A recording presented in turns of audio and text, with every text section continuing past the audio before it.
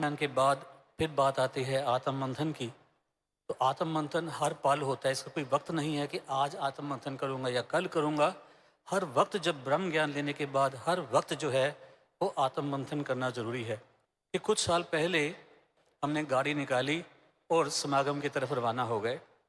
अब रास्ते में जब ब्रह्मज्ञानी साथ हो तो कुछ ना कुछ चर्चा तो परमात्मा की होगी या गुरसिक्खी की होगी। तो वो बातें चलते चलते वो बात शुरू हो गई, आपने भी सुनी होगी वो थोड़ों वाली बात, कि सतगुरु ने कहा दो गुरसिखों को बुला करके कि थड़े बना दो और थड़े गिरा दो। दोनों ने बनाने शुरू कर दिए, दोनों ने गिराने शुरू कर दिए। और जो इतिहास कहता है कि एकता बनाता गया और दो चार बार बनाया और फिर कहता है मैं ठीक बनाता हूँ, थोड़ा ठीक बनाता हूँ, जिसको चबूतरा भी बोलते हैं। बिल्कुल उसकी ऊंचाई नपाई लंबाई सब ठीक है।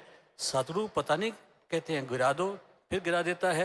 लेकिन तीन चार बार ही गिराने के बाद कहता है कि मेरे से नहीं बनता। सतगुरु को समझ ही नहीं लगती, मैं तो ठीक बनाता हूँ। अब उसका जो ध्यान था वो भटक गया। अब दूसरा जो गुरसिख है वो गिराता रहा, बनाता रहा, गिराता रहा, बनाता रहा। सतगुरु कहते ठीक नहीं बना, गिरा दो तो गिरा देता, बनाओ तो फिर बना देता। और जब 12-14 बार हो गया तो फिर दंडौत नमस्कार करके कहता है सदगुरु बहुत शर्मिंदगी महसूस होती है। एक छोटा सा काम आपने कहा था कि थड़ा बनाओ तो मैं बनाता हूँ, लेकिन वैसा नहीं बना पाता जैसे आप चाहते हो। तो कृपा करो, शक्ति दो, विवेक दो, बुद्धि दो कि जैसा आप चाहते हो वैसा बना सको। अब उसके बाद सतगुरु ने गले लगा लिया।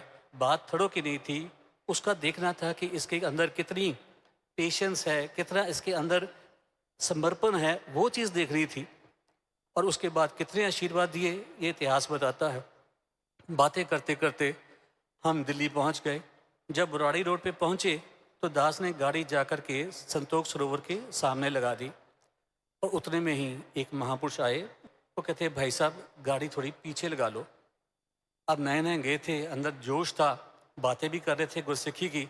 दास ने कहा जी सतवचन, जैसा आपका हुक्म है वैसे ही कर लेते हैं।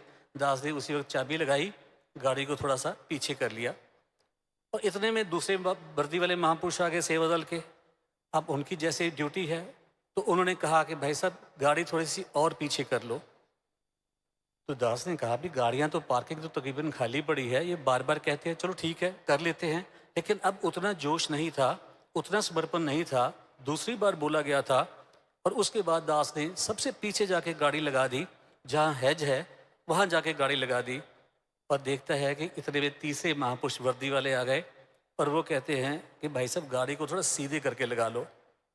अब जब उन्होंने फिर कहा तो दास देखता है कि पता नहीं क्यों ऐसे बार बार कहते हैं, ये कृष्णा होता है गुरु का। तो साथ वाले महापुरुष फिर मुस्कुरा करके कहते हैं, उन्होंने देख लिया कि थोड़ा सा मन उचाट हो गया है, तो कहते कोई बात नहीं भाई साहब एक थड़ा और बना लेते हैं। जैसे ही उन्होंने ये बात कही दास अपनी गलती महसूस कर गया, समझ गया कि ये तो गलती हो गई दास से। जब हम बात करते हैं कि थोड़ा बना दो तो बना दो, गिरा दो तो गिरा दो, बना दो तो बना दो, तो अब 2-3 बार ही महापुरुषों ने कहा कि गाड़ी इधर से इधर कर दो, तो मन परेशान हो गया। उसी वक्त अंदर से जैसे कहते हैं आत्म मंथन वाली बात है, जो कहते हैं वो करना भी है। इसलिए हर पल जो है, हर वक्त जो है, अपने अंदर झांक के देखना है कि मैं क्या कहता हूँ, वो मैं करता भी हूँ कि नहीं कहता। इसलिए कहते हैं कि मैं इन्हें नामों से पहचानता हूँ, मेरे दुश्मन मेरे अंदर खड़े हैं।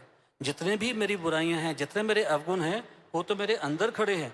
जब मैं आत्म मंथन करूँगा तो फिर मैं आत्म हृदय परिवर्तन भी करूँ, तभी उसका लाभ होगा, तभी उसका फायदा होगा।